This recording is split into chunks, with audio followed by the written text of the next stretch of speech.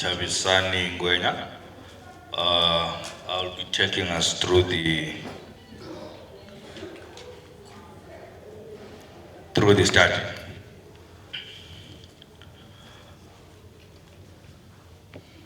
The Public Policy and Research Institute of Zimbabwe is an independent think tank that is based in Bulawayo, whose mission is to strengthen citizen agents to promote evidence-based advocacy.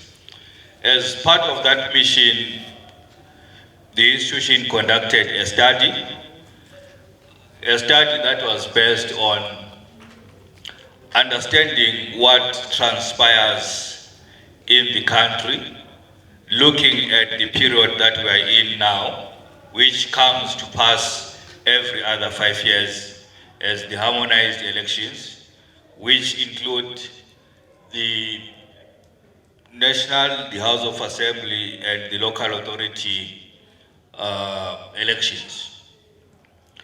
This study is one of the most recent studies, which was conducted 7 days after the nomination court had set. It started with training and understanding the background of the study area, and the data collection was done from the period of the 27th of June to the 13th of July. The study was conducted mostly to fulfill a number of objectives which we have up there. Part of the objectives included to understand the distribution of potential voters in the country as we have it, and also to determine the level of willingness that is there amongst the electorate, as in, are they willing to participate, and what is the level of willingness to participate in the electoral processes. It also sought to understand the major sources of electoral information that the electorate relies on. Where are they getting the information, and how are they getting the information that they have? The study also sought to understand the different perceptions of the electorate towards election-related violence. What is the environment that is there, and how does the electorate interface and interpret the environment? The study also sought to understand the different opinions that are there with regards to the integrity of the forthcoming elections, and also to understand the relationships that the electorate has with respect to the different institutions and organizations that are involved in the electoral process.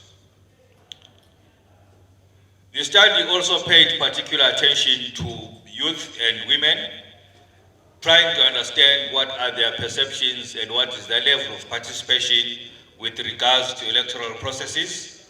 And lastly, it sought to understand the opinions of the electorate on the socio-economic trajectory that is before and after the elections. The study was stratified across all the 10 provinces, the rural and the urban provinces of the country. It sought to reach all provinces across the country, and the study managed to reach a total of 32 constituencies across the country in all the 10 provinces. Stratified in that manner, the study also had a randomized element to it, where within the province and within the constituency, every individual who is an eligible voter or an electorate stood the chance to be interviewed. From a target of 2,500 sample, which was calculated based on the total number of potential voters and registered voters at a 95% confidence level and an expected response rate of about 50%. The study then had a sample size of 2,500. Upon data collection, which was done on a face-to-face, but administered on an electronic platform. The study managed to reach out to a total of 2,689 individuals, collecting quantitative information, which was then analyzed and processed and is ready for presentation to us. So the study presents the opinions from various individuals who are from all the provinces. Within the provinces or within the constituencies, the study was also purposive in the sense that it sought to address opinions or to seek opinions from all age groups, with the study being divided into age cohorts, which represents different individuals from the electorate. The cohorts were broken down into 18 to 23 years, which account for the first-time voters, and the next two cohorts are from 24 years up to 65 years, which account for people who have voted more than once or had the potential to vote more than once. And the last cohort is those individuals who are above 65 years. So the study was done over a period of 2 weeks, stretching from the 27th of June to the 13th of July, across all the 10 provinces, across various age groups, and encompassing both men and women. At this point, I will invite my colleague, Professor Nunu, to take us through the findings. Nunu, sir.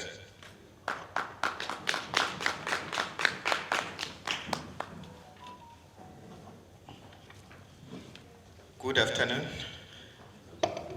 Why are you so angry? Good afternoon. How are you? I will not waste much of your time. Let me go straight to the findings. Generally, in terms of our findings, we had a total of 2,689 respondents, which was well above our targeted minimum sample. And these were distributed according to the urban and the rural dynamic. And most of the participants were coming, or most of the provinces contributed at least 6% towards the total number of voters. And then in terms of our distribution, we had most of our respondents being female, which was about 56%. And this actually went very well, or it was in sync with our population dynamics, where in Zimbabwe, women are slightly more than men. And then in terms of our age groups, the first-time voters contributed 9%, and then the 24 to 35 age group contributed 38% towards our sample, and the 36 to 64, they contributed about 17%, and the 65 and above contributed about 36%.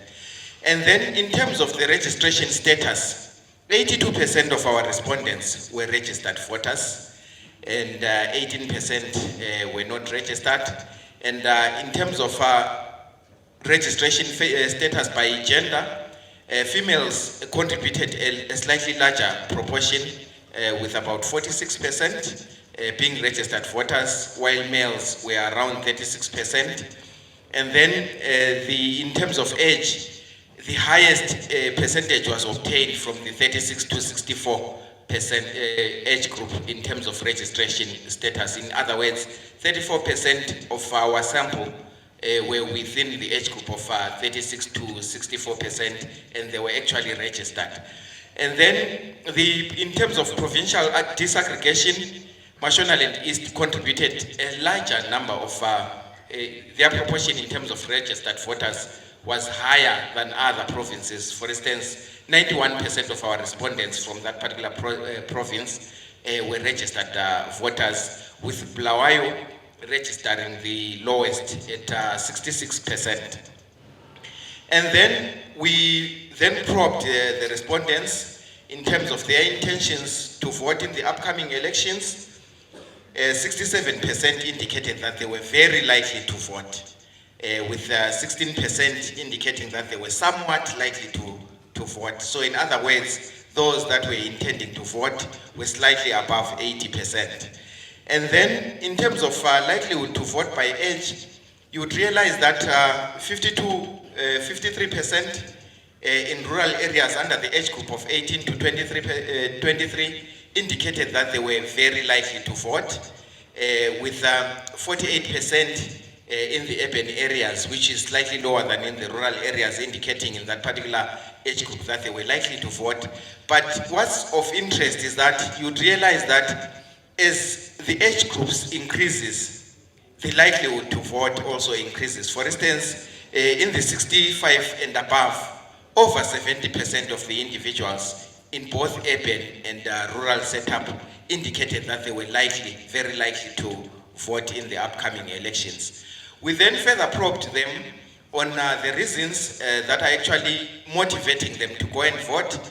77% indicated that they wanted a new direction in the country, and then 23% indicated that they did not really want a new direction in the country, and 81% indicated that they wanted to vote so that they are able to end corruption.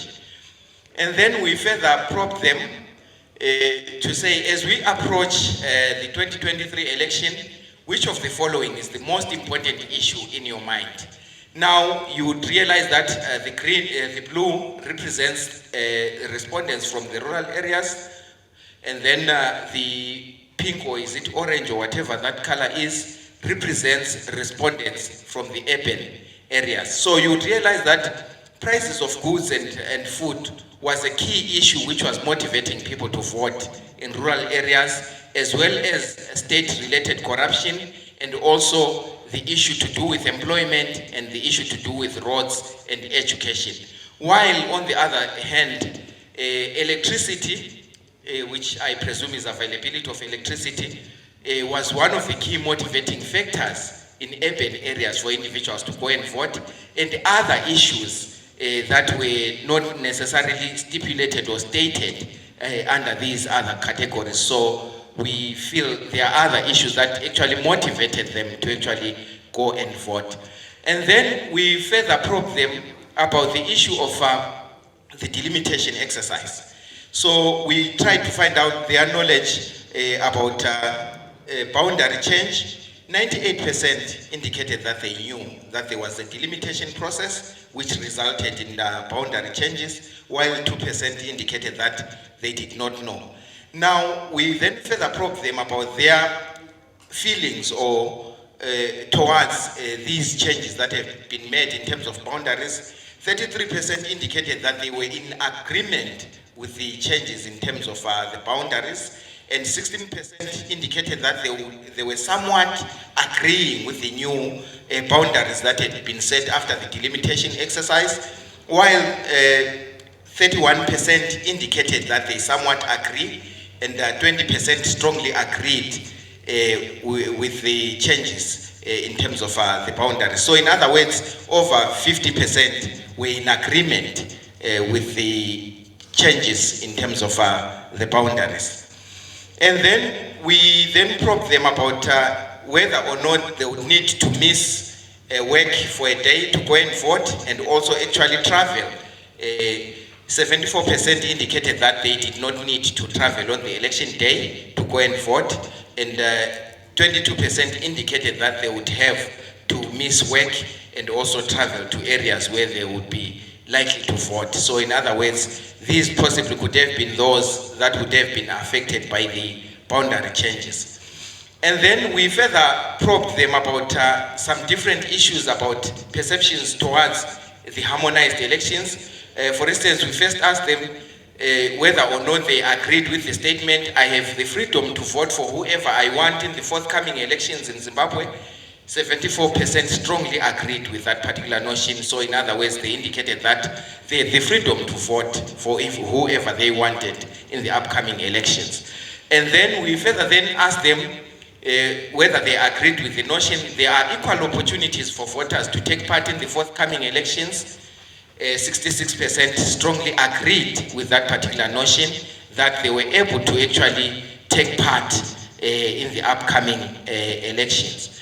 And then we then probed them of the characteristics of the presidential candidate that they would vote for.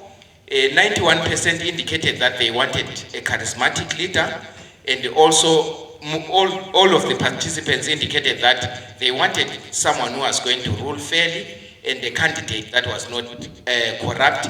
And of key note is that individuals were not, the majority were not worried about sharing the political views with the specific candidate in general. So 35% indicated that they would vote for a candidate that shares their political views, but the other 65% indicated that they would vote for someone regardless of whether or not that particular person shares the same political views. And also 66% indicated that they would vote for a candidate who is religious. And then we probed them about the amount of information that they had about the candidates, whether or not they had received information for the past 6 months. 68% indicated that they had actually received some information about these upcoming elections, and 30% indicated that they had not really received information in terms of the upcoming election. And in terms of the level of information, 41% indicated that they received a fair deal of information, while 33% indicated that they received very little information in terms of the upcoming elections. And also in terms of the rural area, the rural and the urban dynamics, the majority in rural areas, which is about 42%, compared to the 27% in urban areas, indicated that they had received some information. And 25% versus 16% rural to urban, 25% in rural areas indicated that the information that they received was adequate, while only 16% in urban areas indicated that the information that they received was adequate. And then we further probed them about the main and most trusted sources of electoral information. The majority, which is about 37%, indicated that the main source of information was either the television or the radio in terms of accessing that kind of information, followed by word of mouth and other issues like town hall meetings and also workshop and community meetings, which accounted for 16% in terms of being the main source of information. So after that, we then asked them about the most trusted source of information. You would realize that in rural areas, individuals trusted their leaders, as indicated by 77%, who indicated that they trusted their community leaders, while in urban areas, the majority, which is about 71%, trusted information that they obtained from Twitter as well as Facebook. It is of key note that quite a number of individuals didn't really trust information that they got from their family members generally. For instance, you would realize that in terms of urban, 42% indicated that they trusted information from their family members.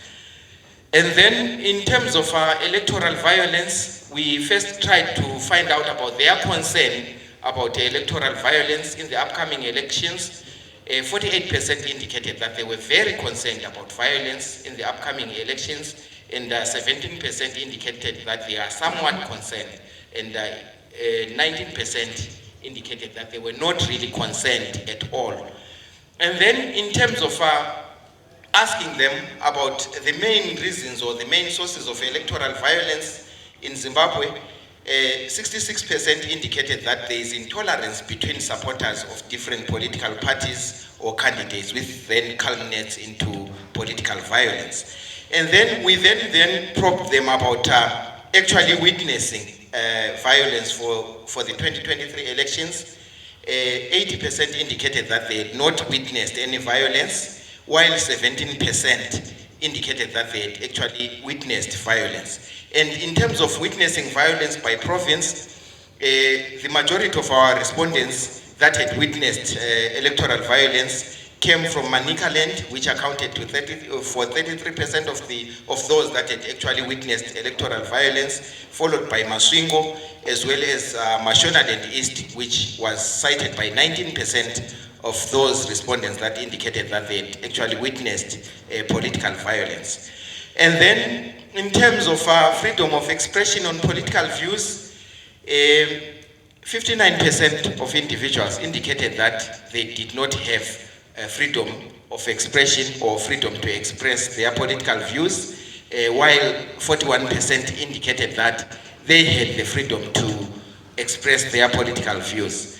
So, as we are looking at the provincial disaggregation, Harare had the highest number of individuals who indicated, or the highest proportion that indicated that they did not have freedom to express their political views, which was around 70%. And then, in terms of their perceptions on preparations for elections, we asked them whether or not the upcoming preparations were better, worse off, or remained the same as compared to the preparations that were done for the 2018 elections. 33% indicated that they are seeing no difference in terms of how these upcoming elections are being prepared for, and 16% indicated that the preparations were worse than what they experienced in 2018, and 37% indicated that the preparations for the 2023 elections were better than the preparations that were done for the previous elections, which was conducted in 2018. And then we furthermore asked them about their reaction to bribery. Now, what we need to understand is that 44% indicated that if someone was bribing them to vote for them, they would refuse the money or whatever form of bribe and vote for the candidate of their choice. And then 40% indicated that they would take the money and vote for the candidate of their choice, and 11% indicated that they would take the money and vote for the person who is bribing them. So if you are looking at the statistics, over 50% were willing to take the bribe and then later on decide to vote for whoever, whether for the briber or for the candidate of their choice. We then moved on to find out about their perceptions on the Zimbabwe Electoral Commission and its capacity to hold and preside over credible elections. We asked them a number of questions. For instance, the first one, Zimbabwe Electoral Commission performs its duties with honesty and integrity.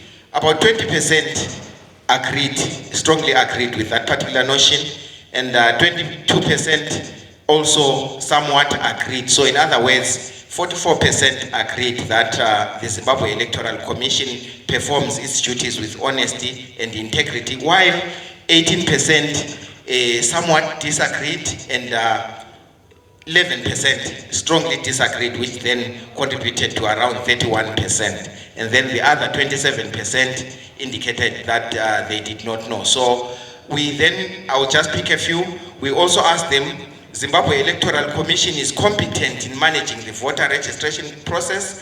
26% strongly agreed and 28% somewhat agreed. So over 50% agreed that Zimbabwe Electoral Commission is competent in managing the voter registration process, while 16% somewhat disagreed and 5% strongly disagreed, with the remaining 25% indicating that they did not know. And then in terms of acceptance of the outcome of the electoral process, we tried to find out whether the results of the 2023 harmonized elections will be accepted by political parties. 21% indicated that they strongly agreed that the electoral results are going to be accepted by political parties, and 22% indicated that they somewhat agreed, while 23% somewhat disagreed and 18% strongly disagreed, and 16% indicated that they did not know. So these results generally were fairly spread between the agree and the disagree, which was also the same pattern for the question. The 2023 harmonized elections will be free of violence and intimidation. 20% and 24% agreed. So in other words, 44% agreed that these elections are going to be free from violence and intimidation, while 26% and 18% disagreed that this particular upcoming election is going to be free from violence. And the last part was whether or not the harmonized elections will be free from fraud, and also the distribution also is fairly spread between the agree and the disagree, with a significant proportion also indicating that they did not know. We then further probed them on the level of trust in institutions. For instance, in urban, we had the rural and the urban dynamics. In the rural areas, individuals trusted their chiefs. For instance, you would see that 63% trust their chiefs in terms of institutions, and also you'd realize that in terms of their political parties, 50.69, which is about 51%, indicated that they did not trust their political parties.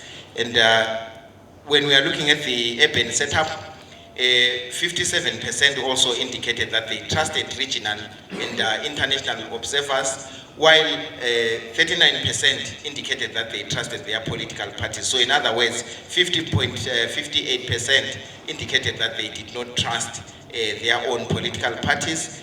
And in terms of media, 50.49 indicated that they did not trust the media also in urban setup.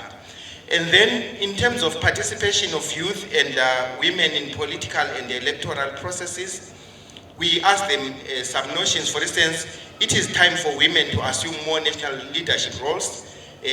Close to 60% indicated, strongly agreed with that particular notion, to say it is time now for women to take up leadership positions, and also close to 60% also indicated that it was time for the youth also to take up leadership positions. And then we then asked them a direct question. In the upcoming elections, are you going to vote for a female candidate for a president? 43% indicated yes, but the majority, which is 57%, indicated that they would not vote for a female candidate, and then 73% also indicated that they would not vote for a member of parliament who is female, and 72% indicated also that they would not vote for a member of parliament who is to be a councillor. And also this was similar in terms of voting for the youth also. 53% indicated that they would not vote for a youthful president, and also 53% indicated that they would not vote for a youthful member of parliament, and 67% also indicated that they would not vote for a youthful councillor. And then we also asked them about a system that they would prefer, whether a prosperous economy or a democratic system. You'd realize that most individuals, about 45%, indicated that they wanted a combined system which has got the prosperity aspect as well as the democratic aspect, as compared to these entities being singular. For instance, prosperity, only 28% indicated that they would vote for a prosperous system, and 23% indicated that they would vote for a democratic system, but 45% indicated that they would vote for a system that is combined, which has got prosperity and also the element of democracy. And then we then asked them to predict the matters after elections. We asked them, do you think Zimbabwe will be better off, the same, or worse off after elections? 27% indicated that they did not know. 25% indicated that the country is going to be worse off after elections, and 28% indicated that the country was going to be better off, while 19% indicated that the country was going to remain the same. And then we asked them about the opinions of government performance in current economic situation. For instance, the first aspect was creating jobs. 68% indicated that the government had performed very badly on creating jobs, and also 58% also indicated that the government had performed very badly in terms of fighting corruption, and also 55% indicated that the government had performed very badly in providing healthcare, and also over 53% indicated that the government had performed badly on maintaining infrastructure, though some were feeling that it was somewhat better, and some actually about 15% indicated that, 10% indicated that the government was somewhat good in terms of performance in creating jobs. And then we asked them about the likelihood of formation of GNU after the harmonized elections. 9% indicated that it was very likely, and 18% indicated likely, which means those that thought that it was possible that the GNU was going to be formed were around 27%. And 17% indicated that it was unlikely, and 32% indicated that it was very unlikely. So from the distribution, respondents felt that there is going to be a clear winner generally after elections. And then lastly, in terms of issues that we noted that we feel need to be taken into consideration, there is lack of knowledge about critical issues in the electoral process. For instance, individuals knew about the delimitation process, but some individuals did not actually know where the boundaries lie, and also the ones that they actually fell into after the delimitation process. So there is need for advocacy in that front. And also there is shrinking of the democratic space. Quite a number of individuals indicated that they did not have the freedom to express their political views. So there is need that there be advocacy so that individuals are free to actually express their political views. And one critical issue is about the vote inducement. Remember, 51% indicated that they were willing to take a bribe. At the end of the day, you never know how that particular scenario would influence the outcome. For instance, those 11% that indicated that they would take the bribe and vote for the briber, they can be the deciding vote. And there is need, therefore, for advocacy. And also, this is an area of research in terms of finding out how much the issue of vote inducement contributes to the outcome of the election.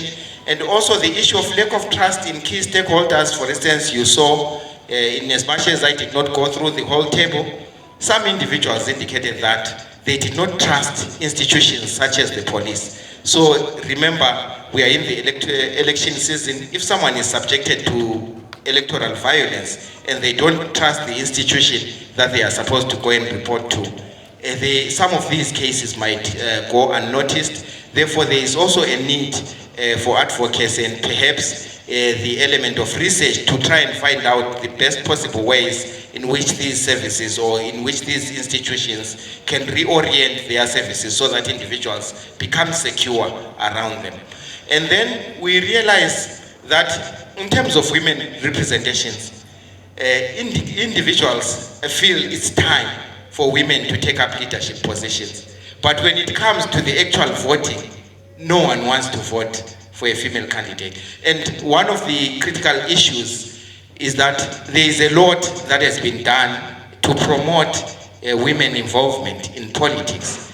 There is now need to try and see where these particular programs are missing it, because at the end of the day, the intended result is not really being obtained. So this is also an area of advocacy and an area of research to try and find out how women could be best supported to also assume leadership positions and also get the support from the general populace. And also, one key issue that we also reported on our process report, people with disabilities were not really included much in this particular study.